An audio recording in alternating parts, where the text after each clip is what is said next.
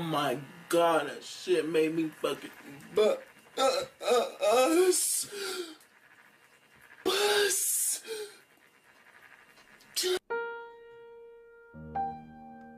Is it impossible to stop right-hooking your Johnny forever?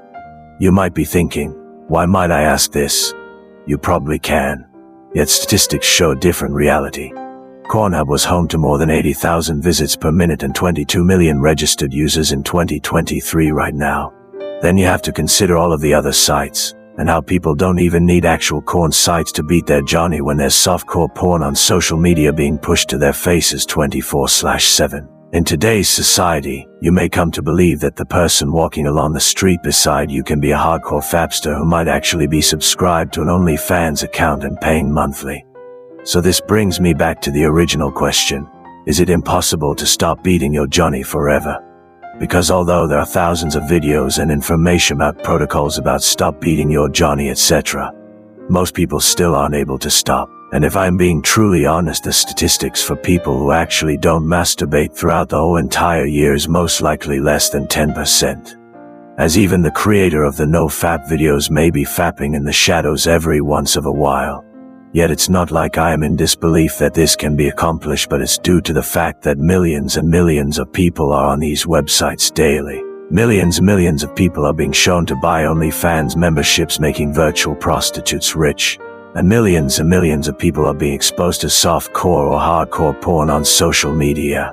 So it doesn't really make sense for there to be a large majority who don't masturbate, as numbers don't lie. But to begin, why are there even that many people watching porn in the first place? Why is it that an eye-watering number of people are gorging on porn? Is humanity just collectively ravenous for that husky entertainment? To answer that, we need to take a roller coaster ride through history, biology, social media, and statistics. Let's start with a throwback to ancient times, shall we? Humans have been doodling and scrawling their carnal fantasies on cave walls and papyrus since they could hold a charred stick or quill. The Romans had their frescoes. The folks in Pompeii weren't exactly drawing still life bowls of fruit.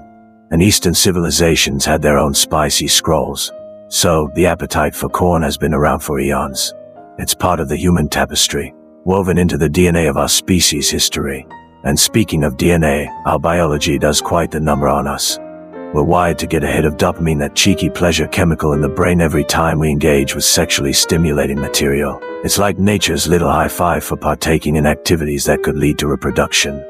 Biology hasn't quite caught up with the fact that modern methods of engaging with erotic content don't exactly have the same outcomes as the old-fashioned baby-making process. Now, catapult us into the age of social media and the internet. What happens when you mix primal urges with a technology that serves up corn like an all-you-can-eat buffet? You get a feast, and everyone's invited. With a few keystrokes or a swipe on a screen, the modern Homo sapiens can dive into an endless ocean of titillation without so much as putting on pants. It's convenience meets carnal desire. Social media adds a whole other flavor to this cornucopia. It's not just the blatant adult content, but the tease, the suggestion, the saucy wink from mainstream platforms that can be just as arousing. It's like a gateway dish to the harder stuff. The statistics, they're staggering. According to some numbers, the world's most famous porn site rakes in views in the billions. In 2023, data might say that if porn viewing were a country, it'd have a larger population than actual countries. And those are just the official stats. Who knows what's happening in the incognito tabs? So why so much corn consumption? It's a cocktail of ancient habits, hardwired hedonism, digital ease of access, and social media's subtle push. Humanity's hankering for a side of corn with their daily media diet isn't just a quirk. It's a phenomenon marinated in the depths of history and amplified by the zeitgeist of today's hyper-connected world. So what's the solution? Can you stop beating your Johnny? Is it impossible to stop? Well, human behavior is complex. The simple answer is no, it's not impossible. But only if you want to, and although you may have convinced yourself that you don't want to because of stuff you've heard online, your body has its own truth. Consider for a moment the pervasive nature of sexual imagery in our society.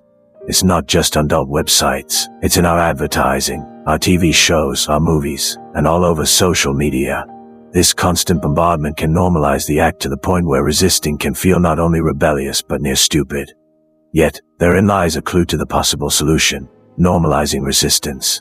Just as the culture of constant gratification has been woven into the fabric of daily life, so too can the culture of discipline and control. It's not just about willpower. It's about reshaping the narrative around sexuality and self-control. You've likely been told to battle this habit with sheer willpower. However, studies, like the fascinating rat park experiment, teach us that addiction isn't just about the substance or activity, it's about the cage we live in. It's essential to realize that your cage might be a life where needs aren't met, where boredom or stress runs rampant. It's not just about saying no to the addiction, it's about saying yes to a life that's richer and more fulfilling. We need to also understand the less talked about, but toxic side of the NoFap movement that can mirror social media's worst aspects: comparison and competition. Witnessing others boast about their streaks can spark feelings of inadequacy, which ironically can lead to a relapse. Let's move away from obsessing over NoFap as a competitive sport. Focus on your journey and eliminating triggers, not the scoreboard. For those using social media for business, like my own experience, the moment it becomes a source of temptation rather than a tool for business, reassess its worth.